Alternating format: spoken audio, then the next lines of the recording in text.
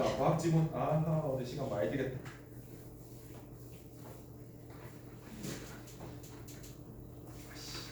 이게 너무 재밌겠죠?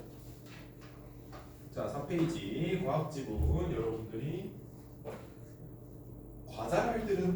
과자랄들은 좀 잘 풀는 지문들이 있고 아니고 그냥 여기 우리 문순이들은 좀 힘들어하는 지문들이 있고 그런데 과학 지문도 어쨌든 국어 과목에 들어있는 거라는 점을 잊지 맙시다.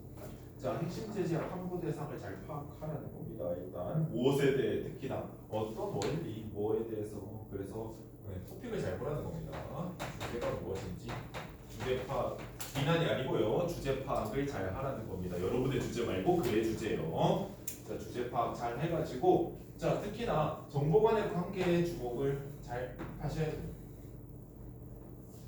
자, 그래서 비례반비례 관계 잘 찾고요. 비례반비례 관계 잘 파악하셔야 돼요. 그리고 x가 y의 원이 되는 것, 즉 원인 결과 관계.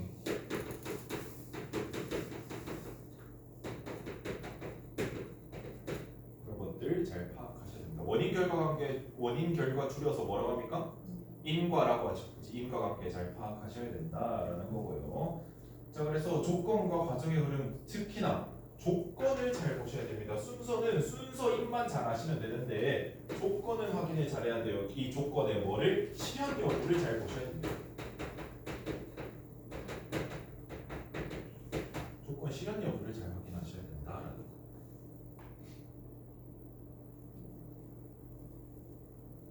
오케이?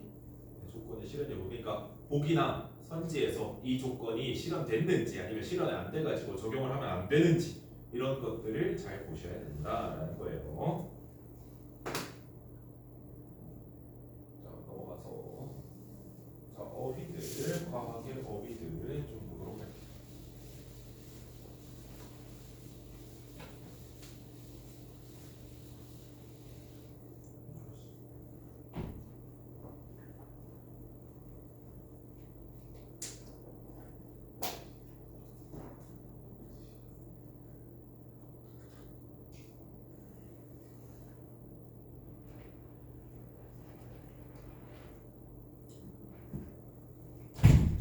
자, 분석과 분류의 차이는 잘 아시죠, 여러분들? 중학교 때 열심히 배웠을 거 아니에요. 분석은 구성 요소로 다 쪼개서 보여주는 거. 뭐 예를 들어서 저기 시계는 뭐 건전지, 톱니, 뭐 이런 지침, 분침 이런 걸로 구성되어 있다. 이렇게 구성 요소를 쪼개는 게 분석이에요. 밀도는 잘 아실 거고요. 제가 잘 모르겠죠. 빽빽한 정도 밀도고 동위 원소 원자 번호는 같지만 질량수가 다른 원소 그런 게 있대. 난 모름. 네, 그래서 그런 게 있다라는 거고 비례반비례 모르진 않죠. 네, 비례반비례 그래서 뭐를 잘 하자 시각화를 잘 하자라는 거 지문에서 말씀드릴 거고요. 퇴적물 쌓인 거 용해 녹는 거 유형 비리 파악하기가 중요해서 여기에 별표를 시켜요. 유형 비리 파악하기에 별표. 자, 1단계는 지문의 핵심 원리를 잘 확인하라는 건데 옆에 적어둘게요. 조건문을 잘 확인.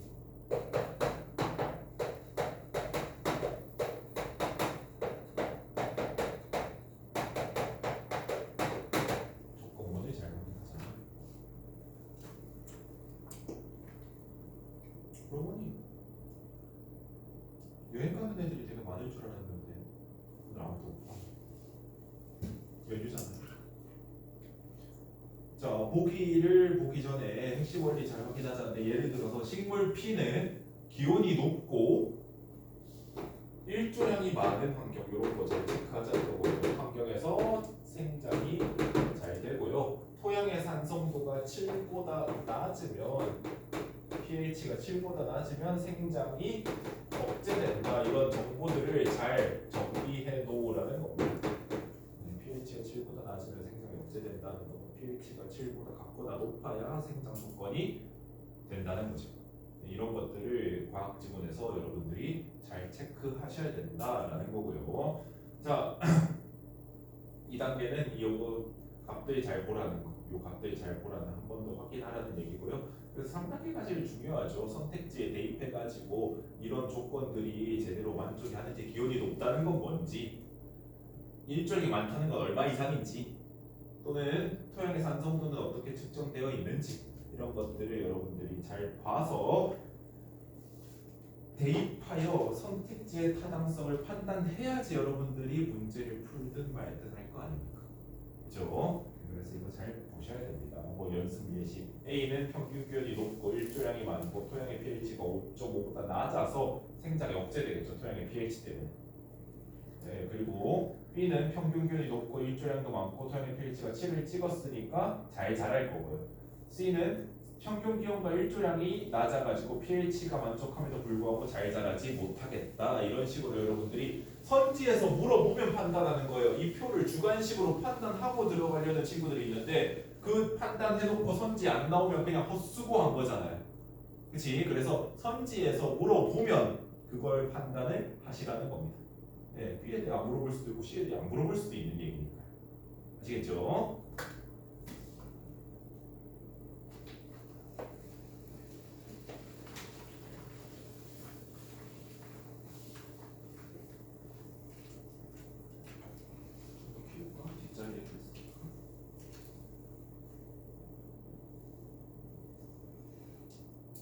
자, 물어봅시다. 남극의 빙하는 과거 지구의 대기 성분과 기온 변화에 관한 기초 자료를 생생하게 보존하고 있다. 과학자들은 빙하를 분석함으로써 이게 수단이고요. 지구온난화는 지구가 겪고 있는 여러 문제에 대하여 중요한 정보를 얻고 있다. 지구가 겪고 있는 여러 문제에 대하여 중요한 정보, 이 수단을 통해서 달성한 목적이겠다.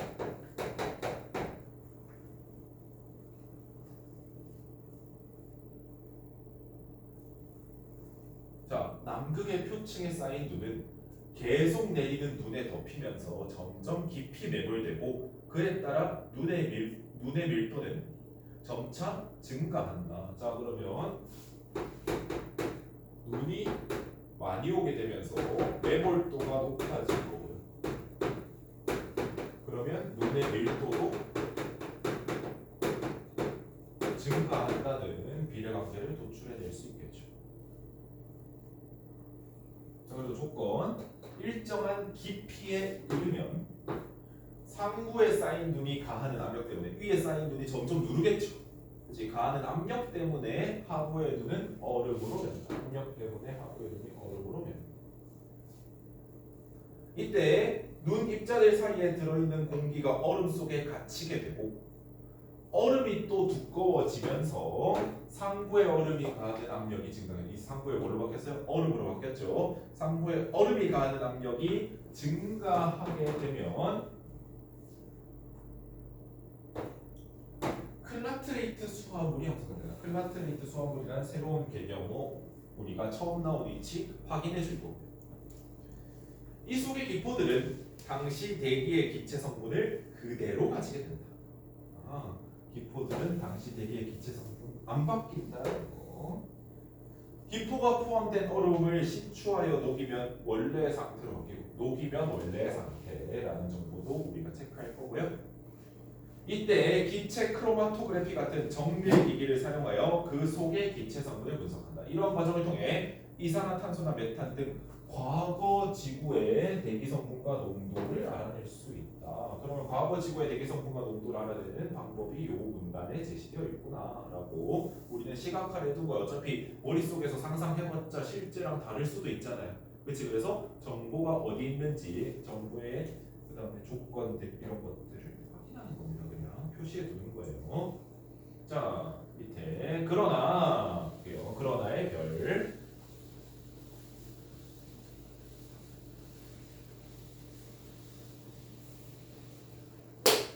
그러나 역점이니까 별. 빙하 속 기포 내 대기 성분 정보를 통해 그 당시의 기온을 알아내는데, 그러니까 앞에 있는 이 문단에 있는 걸 기술로 알아내는 데는 뭐가 있다? 한계가 있다. 한계가 있다. 문제 상황이죠. 프라블럼 P. 과거의 기온을 조사하는 대표적인 방법은 빙하를 구성하는 물 분자의 산소나 수소의 동위원 소비를 이용하는 것이다. 새로운 게 나오네요. 물 분자의 산소나 수소의 동위원 소비를 이용하는 것이다. 이게 솔루션이죠. 동위원소란 원자 번호는 같지만 원자량이 서로 다른 원소를 말하는데 동위원소라는 개념은 등장. 산소의 동위원소로는 원자량이 16인 산소와 원자량이 18인 산소가 있다. 남극빙하를 구성하는 물 분자들의 산소 동위원소 비는 뭐예요? 16,5분의 18보죠. 그치? 분자 분모 잘 확인하셔야 돼요. 분자 분모 분수 나올 때 분자 분모 잘 확인해야 됩니다.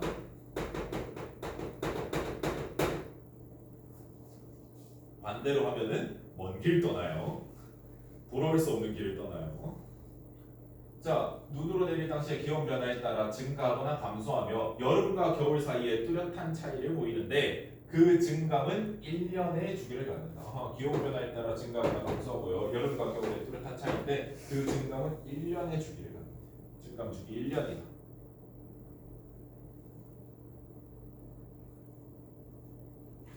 그러면 증가하고 감소하면 1년 지났다. 증가하고 감소하면 1년 지났다. 이렇게 해석할 수 있겠죠. 오늘날의 실험 결과에 따르면 산소 동위원 소비의 증감은 기온 변화와 거의 정비례 관계를 가지고 있다. 아하. 증가하면 높은 기온, 감소하면 낮은 기온. 이렇게 해석할 수 있다는 거겠죠. 이런 관계를 적용하여 빙하가 만들어진 당시의 기온을 알아낼 수 있는 것이다. 빙하에 대한 최근 연구는 산소의 동위원 소비뿐만 아니라 이산화탄소나 메탄의 농도 변화도 기온 변화와 밀접한 관계가 있음을 보여준다. 새로운 거 이산화탄소나 메탄의 농도 변화. 이 기체들의 농도가 증가하면 기온이 올라가고 반대로 농도가 감소하면 기온이 내려간다는 사실이 밝혀진 것이다. 빙하로부터 알게 된 과거 이산화탄소와 메탄의 농도 변화과 비교해 볼 때 오늘날 이들의 농도는 우려할 만큼 급증하는 추세, 즉 뭐다? 지구가 덥다는 거죠. 그치? 지구 온난화 얘기겠죠. 지문은 쉽습니다. 문제도 쉽지 않을까요? 파이팅!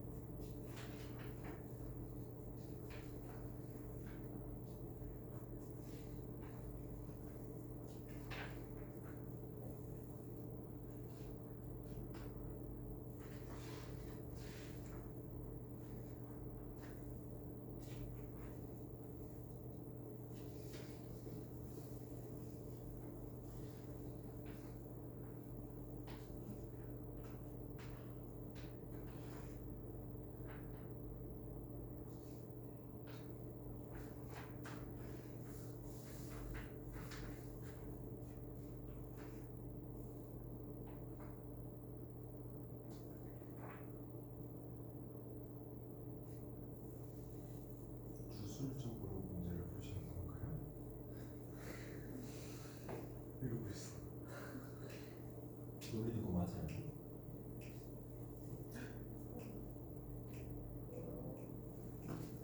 X 친구 중에 답이 있어요.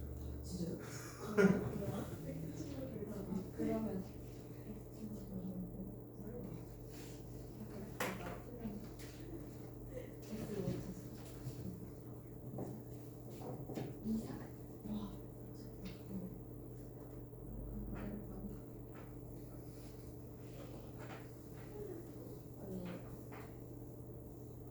X 얘가 2사 얘 135 X 쳤어. 아 뭐야 뭐 이삭수빵이었어? 아이고 정답이고 실시간 모습이 정답이야.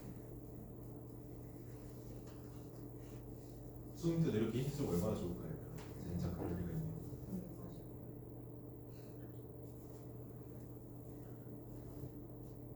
다 맞췄어.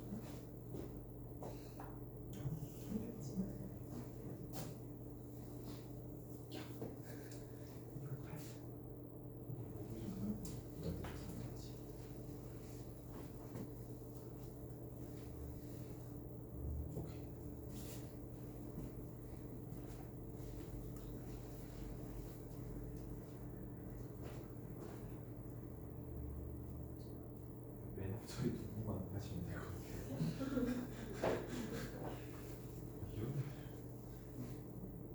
이렇게 둘다 내용이들이네. 그 설정으로 보니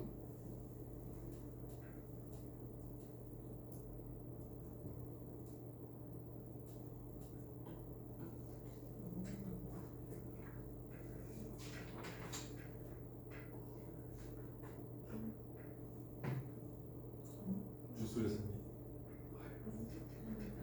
자, 1번 윗글의 내용을 가장 잘 반영한 표제와 부제는 했습니다. 아니 제가 지구온난화 적었다고 해서 지구온난화 쓰시면 안 되죠. 환경오염 실태는 어디 있는데요. 그치?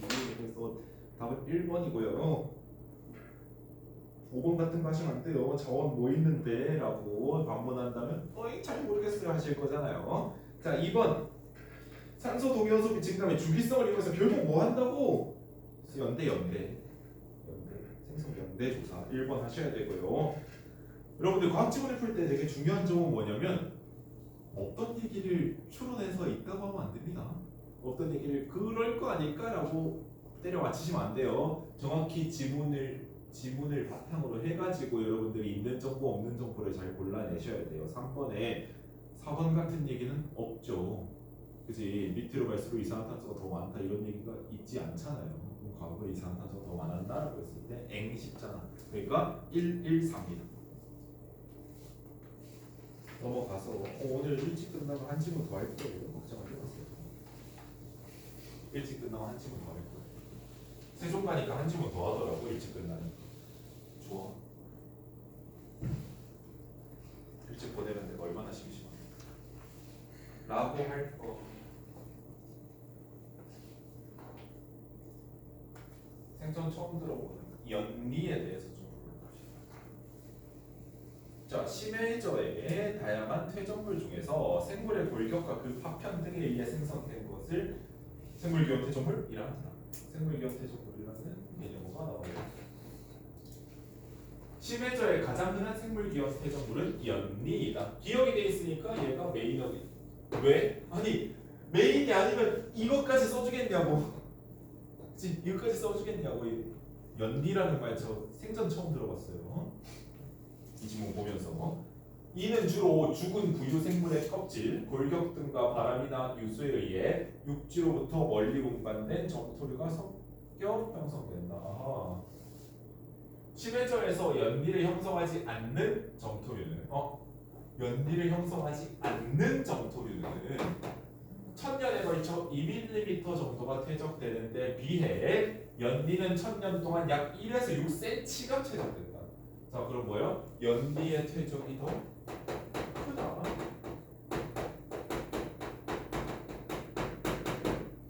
연리는 표충수에 사는 부유 생물의 양이 많을수록 해저에서 형성된 후에 용의 속도가 느릴수록 많이 퇴적된다.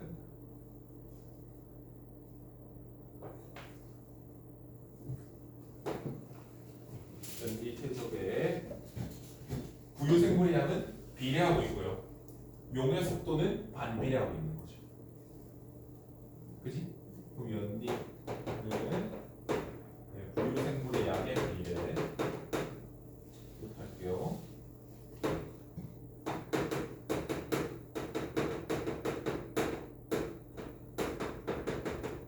뭐의 반비례? 용의 속도, 형성후 용의 속도의 반비례.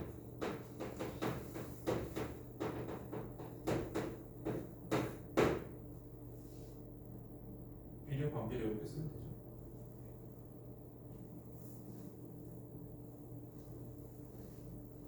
오케이. 자, 넘어가서 코콜리스나 유공충과 같이 탄산염으로 구성된 석회질의 생물체 잔해가 적어도 30% 이상 포함된 석회질의 생물체 잔해가 적어도 30% 이상 포함된 퇴적물을 석회질 연리라고 하고 규소를 함유한 규질 성분으로 이루어진 생물체 잔해를 30% 이상 포함한 퇴적물 규질 성분으로 이루어진 생물체 잔해 30% 이상 포함한 퇴적물을 규질 연리라고 부른다.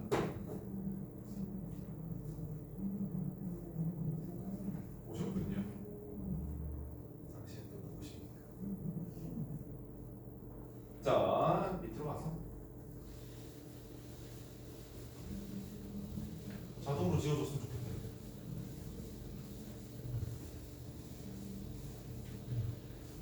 자, 석회질 연리는 아까 세모랑 했으니까 구분을 위해서 비교적 따뜻하고 얕은 곳에 분포합니다.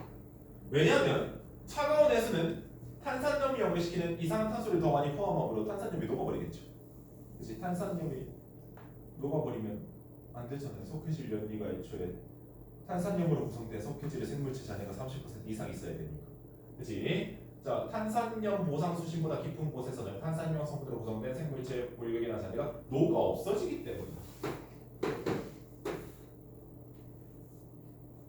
심해적 표면의 약 48%를 덮고 있는 석회질 연리는 대서양 중앙 부분과 동태평양 등에 집중적으로 분포합니다. 분포지 나오고 또 표면에 차지하는 퍼센티지 나옵니다.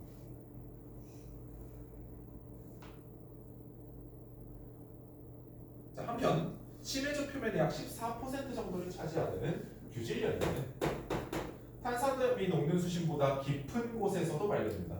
탄산염이 녹는 수심보다 깊은 곳에서도 발견된다. 특히 용승 현상으로 영양분이 풍부한 물이 표축으로 올라오는 것에 규질 연리가 많이 분포하는데 용승이라는 현상이 있네요. 이는 용승이 일어나는 곳에 규질 연리를 구성하는 부유 생물이 많이 서식하기 때문이다. 예를 들어 용승이 일어나고 차가운 해류가 흐르는 남극 부근에서는 용승 현상으로 규조류가 많이 서식하므로 심해저에서 규질 연리가 가장 흔하게 나타난다. 남극 부근 분포지죠? 가장 흔하게 여기도 분포지죠. 또한 태평양의 적도 부분에 길게 분포하는 용승 지역에 규질 연리가 많이 형성된 것도 규질 생명체 중 하나인 방산충이 많이 서식하기 때문이다. 분포지 여기도 나오고 저기도 나온다. 그러니까 뭐가 있겠어요? 6번 같은 문제가 있겠죠. 자, 연리의 형성과 분포 그리고 구성물의 내용 등을 과학적으로 분석하면 퇴적물이 쌓일 당시의 고해양 환경, 생물의 서식 분포 등 다양한 정보를 얻을 수 있다. 즉, 연리는 과거의 해양 환경 연구하는데 열세 고시를 한다고 뭐가 있어요? 연리 연구에 의의가 있죠. 그지? 의의로 마무리하는 지문이다. 평범한 지문이네요. 4, 5, 6 해봅시다. 시간 좀 드릴게요.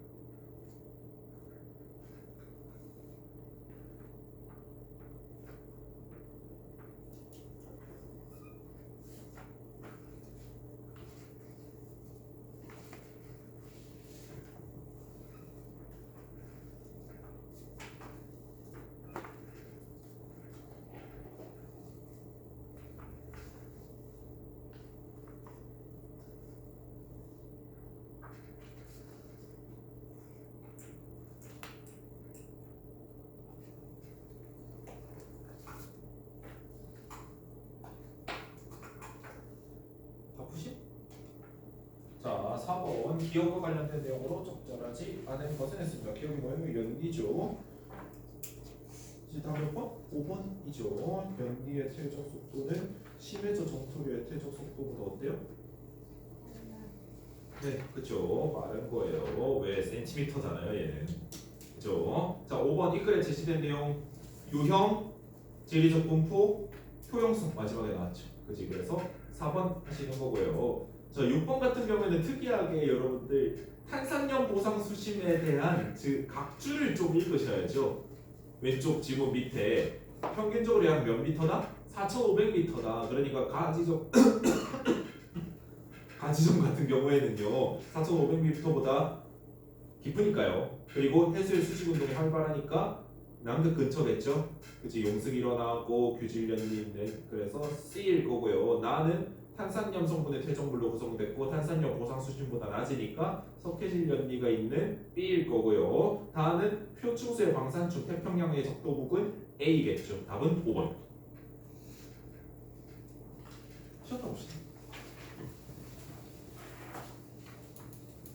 안 끊어도 되겠지. 여기 뭐 쓸 거예요? 그럼 끊게 끊어. 자유도 보장될 끊어.